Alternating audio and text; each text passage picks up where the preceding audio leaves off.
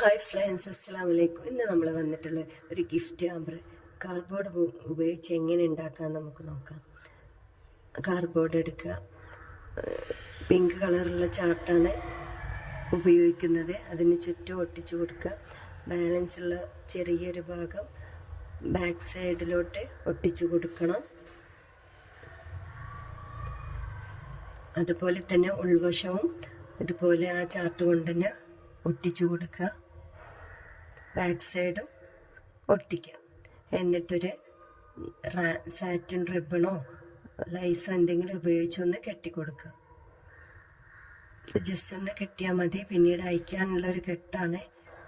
ഇങ്ങനെ കെട്ടിക്കൊടുത്തതിന് ശേഷം നമ്മൾ ഇവിടെ എടുത്തിട്ടുള്ള പിങ്ക് കളറിലുള്ള ഒരു നെറ്റാണ്.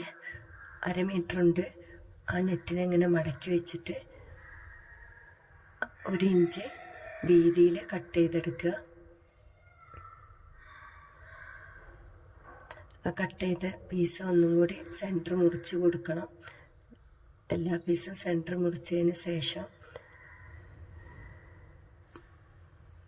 നടുങ്ങനെ മടക്കി വെച്ചിട്ട് നമ്മൾ മുമ്പ് കെട്ടിവെച്ച റിബണിൻ്റെ ഉള്ളിലൂടെ ഒന്ന് ചുറ്റിയെടുക്കുക. വീഡിയോയിൽ കാണുന്നത് പോലെ ചെയ്യാം. ഇതുപോലെ ഉള്ളിലോട്ടാക്കി ഉള്ളിലൂടെ ഇങ്ങനെ വലിച്ചെടുക്കുക. അതിനുശേഷം ഡബിൾ സൈഡ് ടാപ്പ് ഉപയോഗിച്ച് ചുറ്റും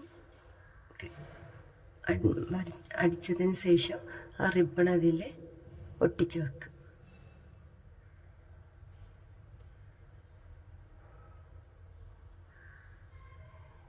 ഒരു ഫ്ലവർ ടൈപ്പിൽ കെട്ടുണ്ടാക്കുക. അതിനുശേഷം മുകളിൽ ഡബിൾ സൈഡ് ഒട്ടിച്ചിട്ട് തന്നെ വീണ്ടും ആ ലേസ് നമ്മൾ മുമ്പ് ഒട്ടിച്ച അതേ സെയിം ലേസ് തന്നെയാണ് ഉപയോഗിക്കുന്നത്.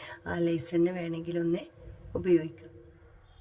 നിങ്ങൾക്ക് ഇഷ്ടമുള്ള എന്ത് വേണമെങ്കിലും ഉപയോഗിക്കാം. അടിവശം തെർമോക്കോൾ വെക്കാൻ വേണ്ടിയിട്ടാണ് ഡബിൾ സൈഡ് ഒട്ടിച്ചിട്ടുണ്ട്. ശേഷം ഇനി നമുക്ക് ഒരു വൈറ്റ് നെറ്റാണ് ഇതിൻ്റെ മുകളിൽ വെക്കുന്നത്. ഈ നെറ്റ് വെക്കാൻ വേണ്ടിയിട്ട് ഇവിടെ ഫെവിക്കോൾ ഉപയോഗിച്ചിട്ട് നന്നായിട്ട് നെറ്റ് പശ തേച്ച് ഒട്ടിക്കുക. നെറ്റ് ഒട്ടിപ്പിടിക്കാൻ കുറച്ച് സമയം എടുക്കും. നിങ്ങളൊന്ന് വെയിറ്റ് ചെയ്യണം. അതിന് ശേഷം മാത്രമേ ബാക്കിയുള്ള പണി നമുക്ക് ചെയ്യാൻ പറ്റുള്ളൂ. ഇനി നമുക്ക് എല്ലാം കൂടി കൂട്ടിയിട്ടൊന്ന് കെട്ടാം. സാറ്റിൻ്റെ റിബൺ കൊണ്ട് ഉൾവശത്തൊരു ഫോട്ടോ ഫ്രെയിമും പിന്നെ ഡബിൾ സൈഡ് ഒട്ടിച്ചിട്ടുണ്ട്. അവിടെ കുറച്ച് ഫ്ലവർ വെക്കുന്നുണ്ട്. സ്പോഞ്ച് കൊണ്ടുണ്ടാക്കിയ ഫ്ലവറാണ് അത് വെക്കുന്നുണ്ട്. കുറച്ച് ചോക്ലേറ്റ്സും വെക്കുന്നുണ്ട്. ഇങ്ങനെ വെച്ചതിന് ശേഷം കൂടാതെ കുറച്ച് പോളൻസ് കൂടി വെക്കുന്നുണ്ട്. അതിന് ശേഷം 4 വശവും കൂട്ടിപ്പിടിച്ചിട്ടൊന്ന് കെട്ട്.